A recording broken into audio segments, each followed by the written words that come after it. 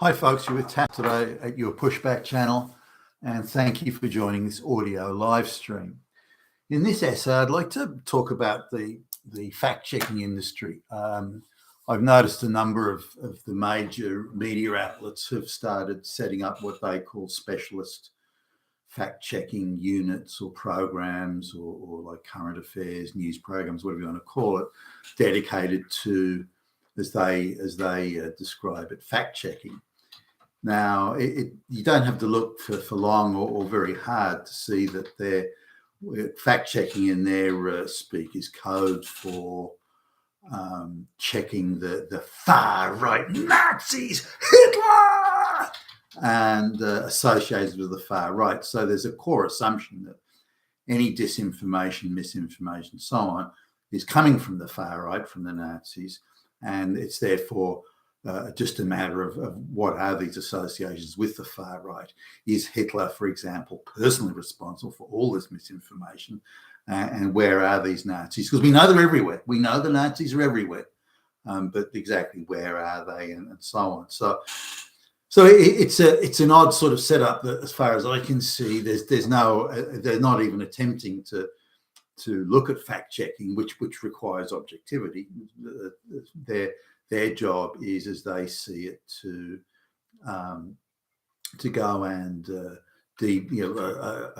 attack, as they would see it, people who have the wrong opinions. If you have the wrong opinion, you must be on the far right.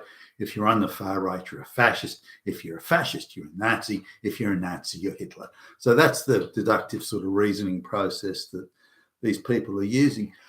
I saw, if you look at the people doing I had a look at the fact checking, and they come in various names, but I had a look at the fact checking industry, whether it be here in Australia or in Europe, United States, and so on. And the fact checking industry is overwhelmingly people on the far left, or in fact, pro-globalist and and supporting all the measures that the globalists are using to undermine Western society. The Marxist black lesbian, for example, the globalists don't care about. Like, as soon as the Marxist black lesbian has undermined enough of white Western society, the globalists will dump that Marxist black lesbian quicker than you can say Johnny Appleseed. So they're only being used as the useful fools to do the dirty work of the globalists. That's all, and that's their sole purpose and sole function. So the idea of you give the most insecure, the least capable, the lowest IQ people, you give them power to destroy and corrupt and dismember, and they'll feel like, wow, all this power, that's great, let's do it. When in reality, they're killing the golden goose. Once all the wealth-creating white people are gone, those black people will be back to living as penniless peasants in some feudal dystopia. But coming back to the fact checking, I couldn't find. There was one, I suppose, that you'd say was middle of the road, but I couldn't really find any fact checking outfits anywhere. Not in the mainstream media. There's you'll find a few smaller channels where they may be getting 20,000 views an episode, which is fine, but that's it. So I'd say 5%, if that, of the fact-checking industry is middle of the road or centre right. I couldn't find any far right fact-checking, not on websites or media outlets of any description that be getting more than a few hundred views. So if there is any right wing or far right stuff out there, they're tiny, minuscule in proportion. But if you look at the left, and whether you call them far left or pro-globalist or simply anti anyone else, that they've got a number of sort of fixed views. Now, it falls into a number of categories. I mentioned some in the description, but they've got a view on what is. They don't see lies as lies or disinformation. They don't see it that way. They separate the wrong opinions that may influence the public. So it's wrong opinions that are disinformation, not actual lies or disinformation itself.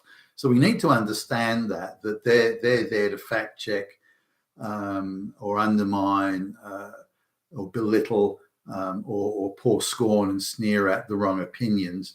And they're doing that under the guise of fact checking. So we all know that the world will come to an end in a few years from climate change. We know that. That is a fact. So anyone that questions it, anyone who says, well, look, there are a lot of scientists that say that's nonsense. Anyone who says that has to be fact-checked and must be very vocally debunked. They're conspiracy theorist Nazis on the far right. So rather than attack or question or just clearly prove that the assertion is incorrect, they'll constantly go to, well, you can't believe that because it's said by a Nazi. So they try and attack the person by putting a label on them. Whether the person is a Nazi or a fascist or not is beside the point. They'll just make something up. Known to have had a cup of tea with Hitler yesterday. So 5 minutes ago, Hitler was seen going out the back door of their place. And they'll try that sort of smearing tactic rather than say, so you can't believe that person because they're Hitler. And then they'll do an associative thing. So, well, when Hitler was thirsty, he drank water. So when you're thirsty, you drink water. Hitler drank water. You drank water. That means you're Hitler. So then they use that method of attacking people through the association of irrelevant facts. I mean, you could do that in reverse to them. But so I found they very rarely have had hard to even find a single instance where they'll engage with the fact or the substance of what's being said. They'll try and undermine it. Well, they're just far-right Nazis. So that's it. We don't even have to listen to that. Or they'll pick on a straw man irrelevant point that they invent. So you say you're against or you question illegal migration, for example, illegal migration. So you don't think illegal migration should be allowed, Billy Bob. So little children, little girls dressed in pink are dying in the desert. So that means you want them to die. You want little girls in pink to die. You murdering fucking Nazi. So they'll try and do it that way. So the association, hey, they're the ones that are traveling in the desert.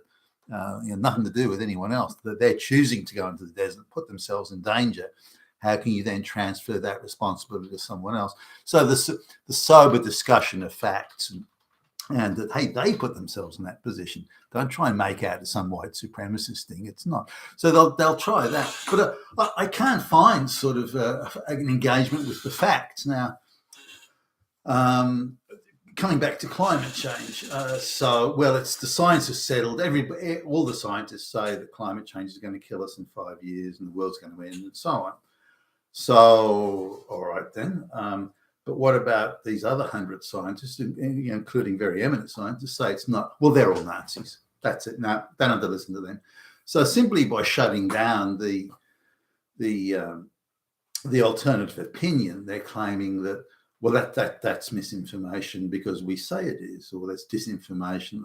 Now, looking on the other side, let's say independent fact checking would say, well, coming back again to climate change. All right, then, well, okay, maybe climate change, let's look at it. Maybe climate change will end the world in 5 years.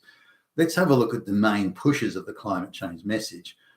Why are they all buying waterfront properties if indeed the world's going to end in 5 years and we're going to be under X amount of feet or meters or whatever of water? Why would they buy direct waterfront properties that are only 1 or 2 feet above current sea level, when these sea levels are going to rise? Why would they do that?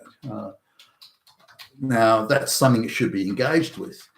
If these people believe that the world is going to end, why would they buy waterfront property? Can you tell me that? That's irrelevant because you're a Nazi. No. Can you tell me? Now, the other thing is, if you look at the amount of scientists that say this climate change alarmism is insane and it's based on no facts, it's all based on politicized projections that have no semblance in any known reality, let's engage with that. But instead, no, the science is in, all those people that disagree are Nazis.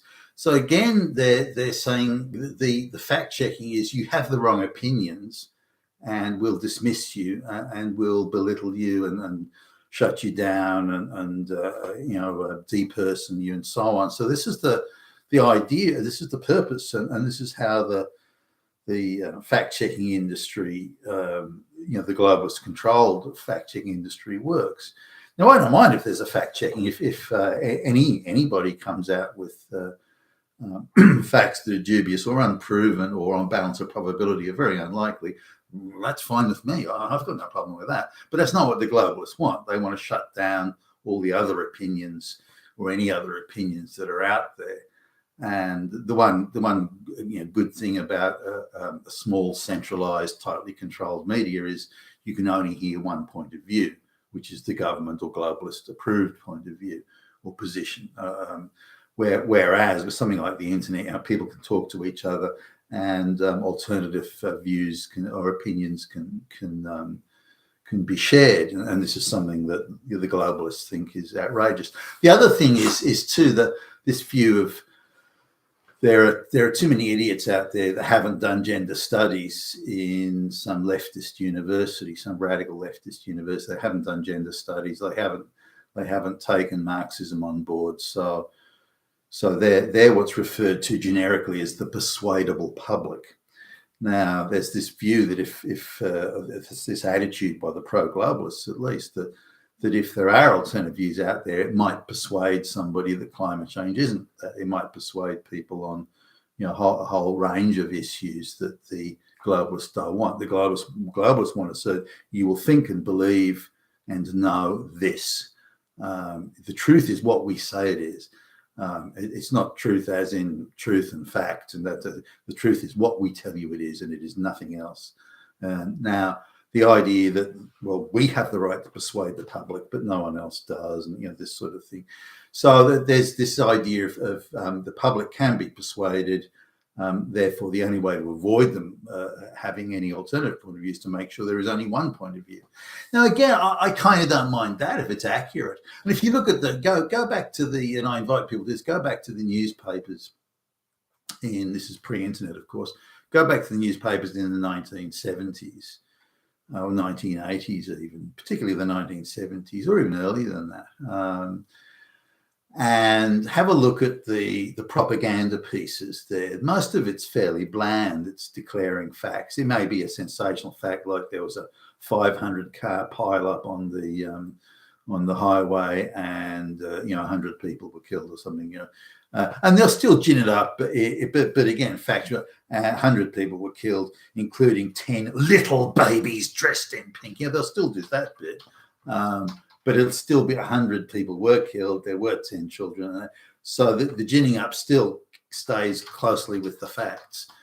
They don't say there was 100-car, there was a 1 million car pileup and 100 people died when there was only one person died, or where there was no black people. So, today they'd say 100 people died due to racism and they were black and Nazis did it. They try and gin it up in all sorts of ways. But back then it was fairly bland. Maybe they'd sort of have a drunk driver was responsible or something. Now, there was propaganda in the sense that maybe the government says, well, this 100-car pileup or this 5 million car pileup, we've got a bit of a program to try and encourage people to stop drinking. Drink driving. So they may go to the newspapers and say, look, can you just add something into your story about maybe a drink driver was responsible? Can you just add that in there, just throw that in? So there was still that sort of stuff going on, just that little bit of peripheral window dressing, but it was never the center of the story. And I've gone and had a look at a lot of some of not all it's online. Some of it's sort of really on microfiche and hasn't been converted over yet. But you can see little smatterings of propaganda around. But the reality, back in the time was it wasn't seen as even though there was a fairly tight, there were half a dozen newspapers maybe in the city, 3 or 4 news TV channels, 50 radio stations. You couldn't really control all of that, and that wasn't centrally owned as it later became.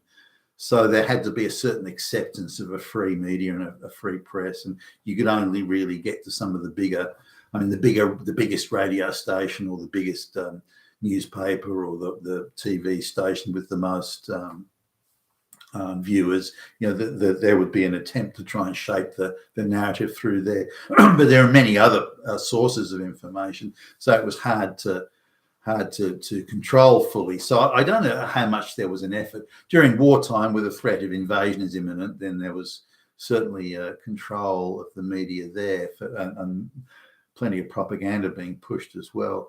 But this quite abruptly changed. And again, given the widespread of ownership, it was simply too hard to control. And if we look at any government, meetings between senior government officials from the 50s, 60s, 70s, their biggest fear was being exposed by a free media that they did not control. They could not control the media. They might have some brief influence. They could call up the editor of the biggest newspaper and say, look, can you hold this story until tomorrow? They could get that sort of stuff, but really no. There was, and their biggest fear was the control of the media. Now, look at it today. The government has no fear of the media, none. They control it, or the globalists control the government and the media, more likely. So the only control they don't have is over the social media, which is a control they're attempting to establish, or at least to undermine any influence or reach social media may have. And this fact-checking thing is that. So really we're looking at a fact-checking industry that's saying you've got the wrong opinion. So if somebody talks out against affirmative action, or against trans surgery, that's recently. So trans people kill themselves at 20 times the rate there. So what you're doing is you're murdering trans people, you fucking Nazi, and that sort of thing. So this is the so wait a minute, what do you mean murdering trans? What are you even talking about? So these emotional assertions can be part of the fact-checking industry. So we all know that trans people kill themselves at 20 times the rate. So really what these people on the far right are saying is they want trans people to be murdered. In our view, that's genocidal. And if it's genocidal, it means they're Hitler. It's that type of fact-checking. So they're not fact-checking the facts. Now where they do engage with any sort of fact-checking, it's usually on splitting hairs. For example, one politician said, there were 10 million illegal aliens came into the United States in the last 3 years. Or whatever the number was, I'll use 10 as a round. And fact checkers zoomed in on this one and said, not true. 9,972,000 came in. Not true. Fact checked you, motherfucker. So, and then the story when the fact-checking then went on, this is typical of this guy to exaggerate it to make things up because he's a Nazi. So the difference, of a 10 million was 28,000 or something like that. But they'll dive on that one as a fact, but they won't hold themselves to that same standard. So I think the whole fact-checking industry, it's quite clear, the whole fact-checking industry is populated with hard left globalist activists that take the view that Nazis are everywhere, and any wrong opinion is a Nazi opinion and must be depicted and portrayed as such. And also you look at I'm just thinking of one now where the person in charge of the unit or this particular fact-checking section is a rabid Jewish activist, and she's constantly going on about Nazis are everywhere and fascists and disinformation, and the only disinformation you see is the Nazis. We're on the we're on the correct side. Whatever we say is fact and true, and we say that 10,000 million women are getting raped every nanosecond, just in this street alone, and that's the fact. Anyone disagrees is a Nazi, and it just goes on and on. So then she hires other activists who have only worked for hard left media outlets, and again, where certain groups of people are heavily, in fact, overrepresented and exclusively made up of activists at the producer level, all the office staff, all the people in the group are all radical activists, and unsurprisingly, they find that every single incorrect piece of information out there on the internet, on social media, is from the far right. And there's not a single fact check. There's a media outlet in Australia that spends, it's a half-hour program, spends 29 minutes attacking any view that's not far left, but then we'll spend 1 minute, not attacking, but going after something very soft on the left. Well, there was a program on the hard left, and they said that 1.5 spoons of sugar in the tea is when we found it was 1.25 spoons, not 1.5, but 1.25 spoons. So I guess it's kind of a fact.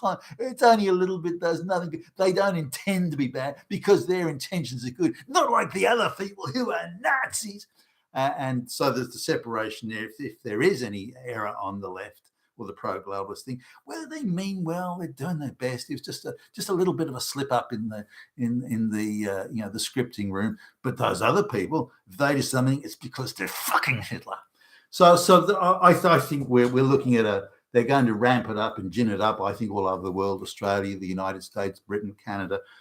There's going to be there is a concerted attempt, and it's growing, to make sure that any alternative points of view are seen as Nazi views.